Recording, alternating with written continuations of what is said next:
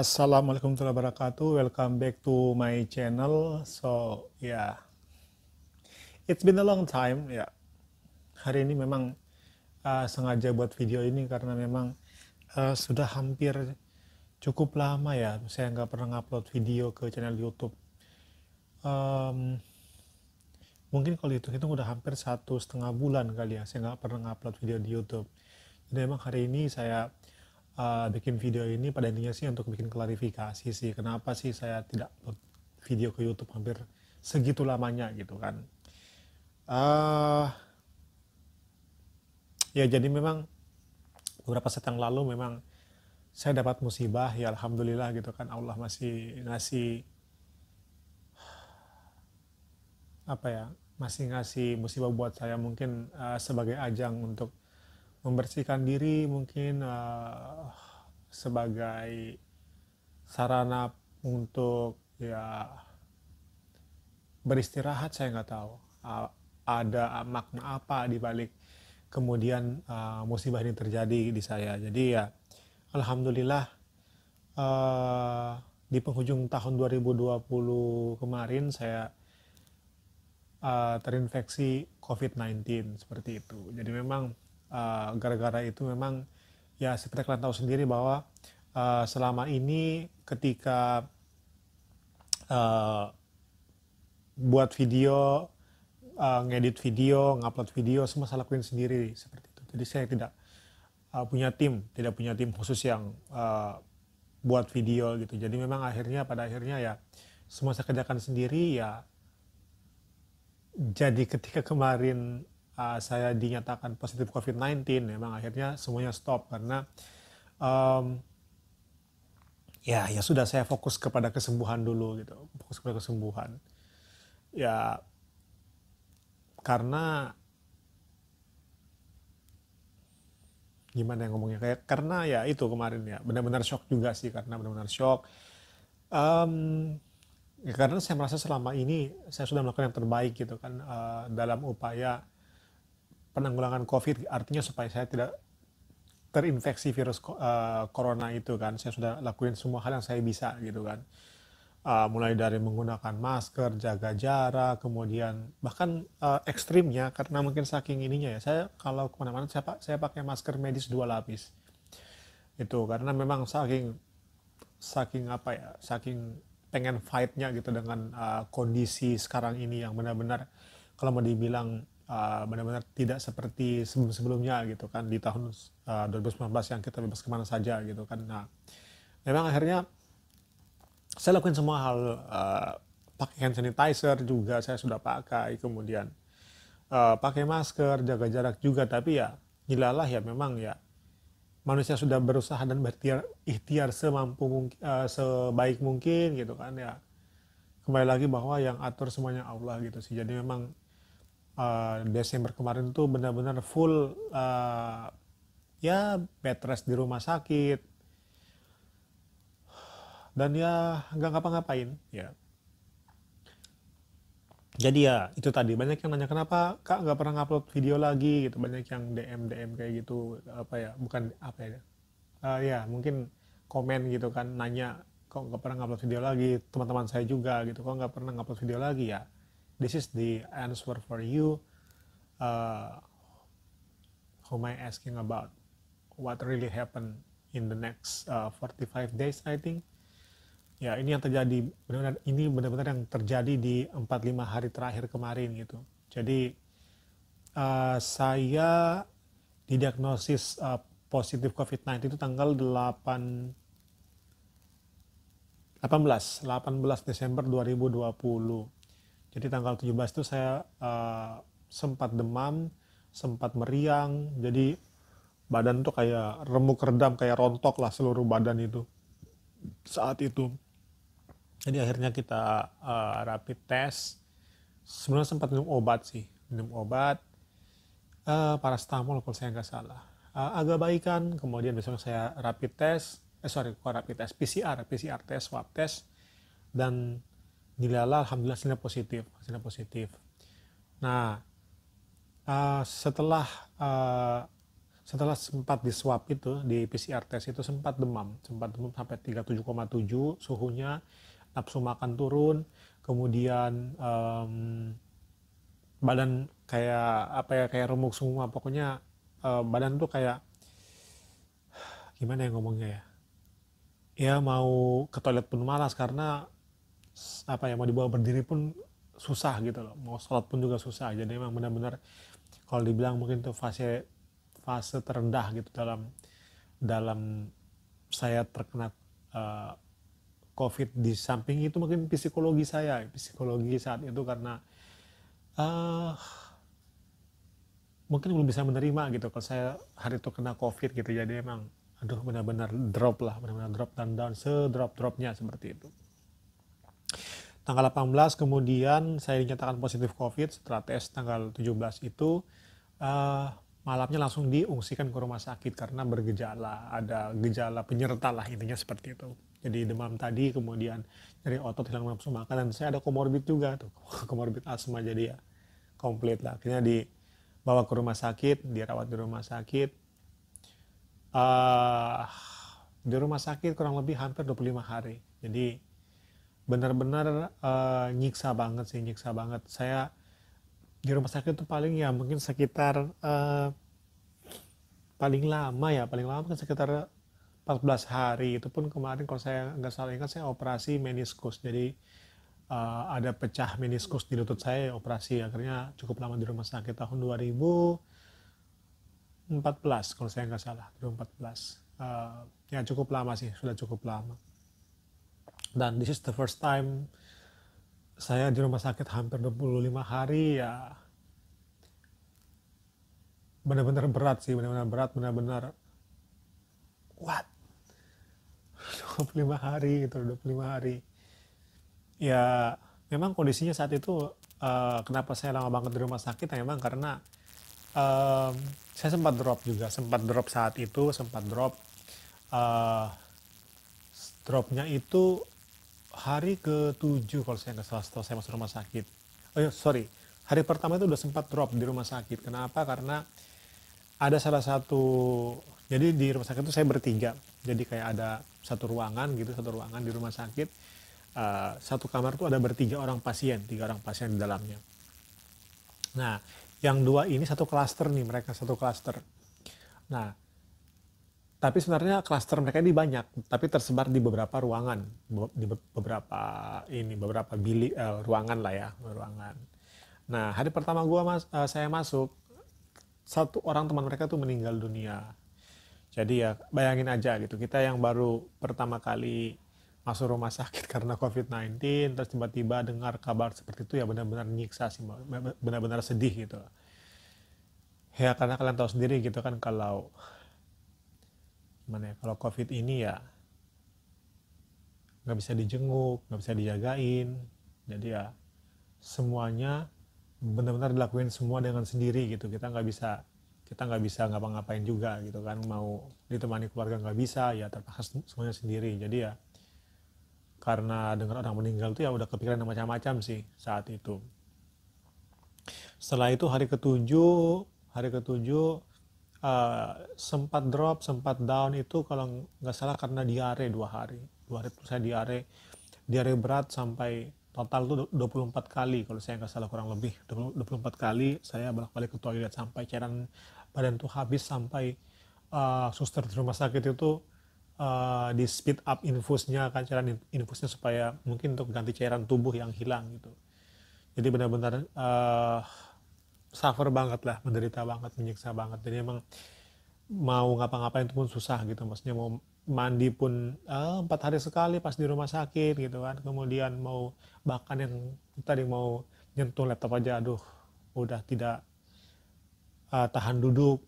Nah itu, dan sempat juga asmanya kambuh pas di rumah sakit. Ditambah lagi dari 7 kali PCR itu hasilnya ya naik turun. Nah, kadang positif negatif, ya positif negatif. Ya kalau kata dokter saya yang menangani saya itu, ya mas kamu udah kayak baterai katanya, positif negatif, positif negatif, positif negatif. Ya ya seperti itu. Mungkin ya saya nggak tahu lah, mungkin itu sudah takdir yang digariskan sama Allah buat saya gitu loh. Ya jadi ya beberapa kali emang sempat drop, sempat down gitu pada saat di sana gitu. Jadi eh mau ngapain tuh juga malasnya minta ampun gitu. Bahkan pada saat drop itu mau terima telepon dari teman-teman, dari keluarga itu malas, mau balas WA pun juga malas.